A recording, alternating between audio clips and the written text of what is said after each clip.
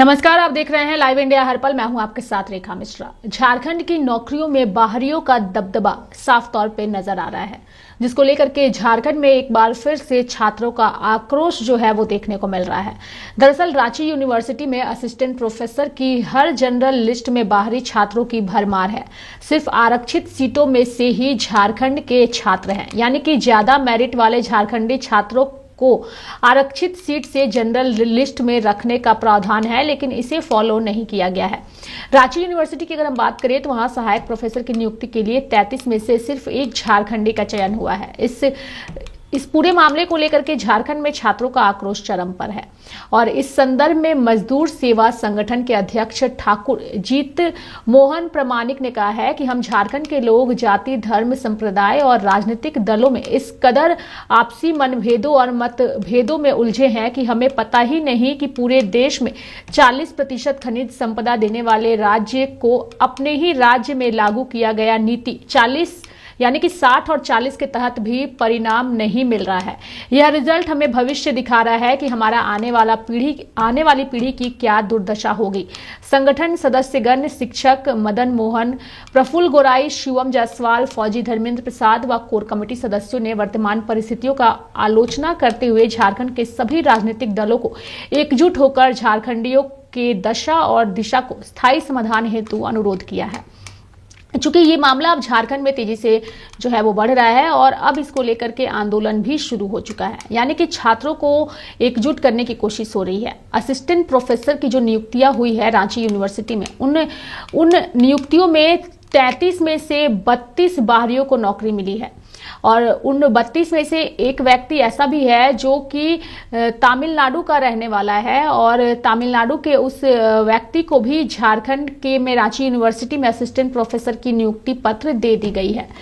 झारखंड में रांची यूनिवर्सिटी में assistant professor की जो नियुक्तियां निकली थी वह हिंदी के लिए था, हिंदी सब्जेक्ट के लिए, और इसलिए चर्चा सबसे ज्यादा हो रही है और विवाद भी सबसे ज्यादा इसलिए गहरा गया है कि सभी को ऐसा लग रहा है कि हिंदी सब्जेक्ट में सबसे ज्यादा बाहरियों का दबदबा नजर आया है। क्या झारखंडियों को हिंदी भाषा में पकड़ नहीं है, या झारखंड के जो युवा हैं जो कि 60 और 40 के नियोजन नीति के तहत आते हैं वो उतने काबिल नहीं है कि उन्हें नौकरियां मिल सके। अब इन 33 में से 32 जो नियुक्तियां बाहरियों को दी गई है, अब यह मामला काफी ज्यादा तुल पकड़ता नजर आ रहा है। लेकिन हम अभी अपनी इस रिपोर्ट में दर्शकों को विस्तार पूर्वक बताएंगे कि आखिर 60-40 का ये जो नियोजन नीति है ये क्या है और इसका पूरा रूल रेगुलेशन क्या है। दरअसल अगर हम 60 और 40 नियोजन नीति की बात करें तो झारखंड हाईकोर्ट से रद्द होने के बाद उस वक्त की यानी कि 2016 की वर्तमान सरकार ने साल 2016 वाली नियोजन नीति से नियुक्ति करने का फैसला लिया। इसके मुताबिक नौकरियों में 60% सीट झारखंड के लोगों के लिए आरक्षित रहेंगी और 40% ओपन टू ऑल है, यानी कि 60% सीटें सिर्फ झारखंड के लोगों के लिए ही आरक्षित की गई है। बाकी 40% सीटों के लिए भारत के किसी भी हिस्से का कोई भी व्यक्ति आवेदन कर सकता है। इसमें झारखंड के अभ्यर्थी भी शामिल हो सकते हैं। लेकिन ये जो नियोजन नीति है, ये नियोजन नीति के जो नियम और कानून है वो असिस्टेंट प्रोफेसर की जो नियुक्तियां हुई है रांची यूनिवर्सिटी में उस पर नजर नहीं आया। यानी कि 60% और 40% का ये जो नियोजन नीति है वो इसलिए नजर नहीं आया चूंकि 33 में से 32 बाहरियों को दिया गया है और सिर्फ एक सीट पर जो है वो झारखंड के व्यक्ति को नौकरी मिली है, जिसको लेकर के चर्चा ये हो रही है कि ये जो नियोजन नीति बनाया गया है इसे भी फॉलो नहीं किया जा रहा है। अगर इस नियोजन नीति के आधार पर भी नियुक्तियां मिलती तो 60% हक नौकरियों पर झारखंडियों का होता और 40% बाहरियों का होता, लेकिन यहाँ पे 60 और 40 एकदम ही नजर नहीं आया है और यही वजह है कि यह मामला बेहद ही झारखंड में गरमा चुका है। अब इस मामले को लेकर के जो छात्र संगठन है वो तो एकजुटता दिखा ही रहे हैं और साथ ही अब जेएलकेएम नेता जयराम महतो की तरफ उम्मीद भरी निगाहों से देख रहे हैं।